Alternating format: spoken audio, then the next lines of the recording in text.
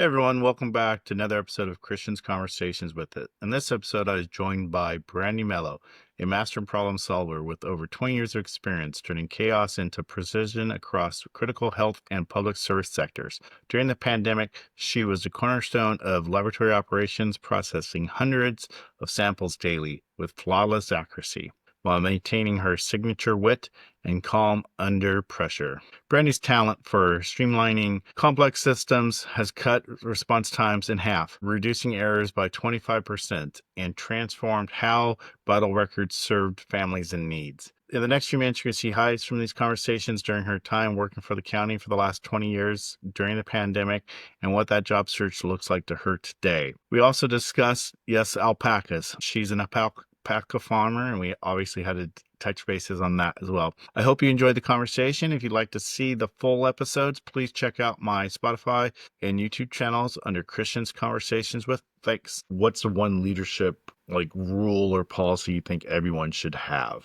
that you want to work? I think the biggest thing is open communication. Help me help you. Explain to me what you expect of me so that I can follow that and see if there's ways I can improve the interaction with whoever's on the other end of the phone. Restriction, having a script can be good, but maybe there's ways to change that script a little bit as far as somebody coming in with a new view or new experiences.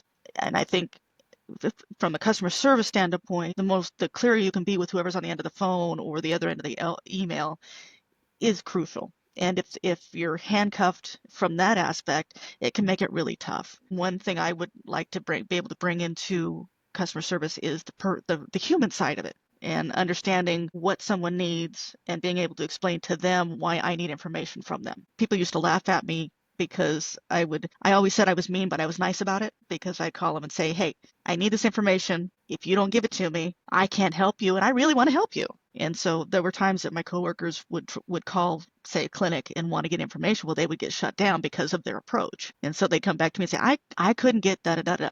Give me a minute. So I get on the phone and I'd call them and say, hey, this is Brandi from Public Health. I know we've called you for this information. Just give me a second.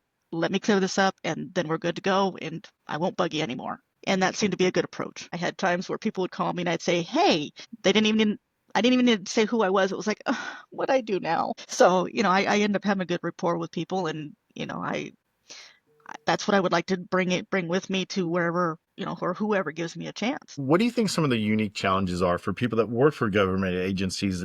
Forget the COVID side, but just in general, how many work for a government agency and then work with other ones? I'm sure that's challenging in itself. It is. It is. It's different in that in the government portion of it, there's procedures to follow and people you can talk to and people that you aren't necessarily supposed to talk to. And a lot of times you need to go through a hierarchy to get to people. And I like to take the approach of I talk to the person I need to talk to.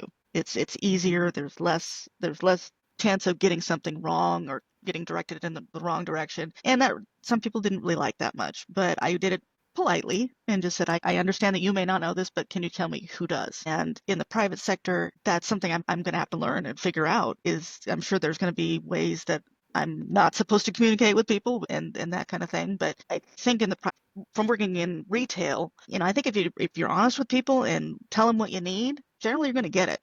It's just a matter of having the right approach and asking the right question. And I think that can be a little difficult when you're coming from, this structure to it's a different structure. And that's a challenging part, I think, of making that transition. So let's fast forward to today. Okay. What's the process been like so far today? Oh Compared man. to obviously it's easy, much harder than 20 plus years ago. But what's that process Yeah, look like for you? it's been interesting. I wrote up my resume and it was more of a list of things I did as opposed to what those skills mean. And so I have had a couple of rewrites done for me. And that's interesting. That in itself is interesting because everybody's got their own opinion on what a resume should look like, what should be on it, how do you describe what you've been doing. And it seems to me there's a lot of wordsmithing going on. So you're saying the same thing, but you're making it sound different. I've never liked that ever. And so it's hard because you send out the resume, but then you don't get any human interaction based off of that. And I don't know if it's thing that, computer programs looking at it and saying, nah, or if it's a person looking at it going, they don't quite fit. And then you get the generic rejection email that doesn't give you any feedback as to why that, your skills don't work or they don't look right, or it gets frustrating because it's like, just give me a chance to talk about myself, and maybe I'm quirky enough you like me.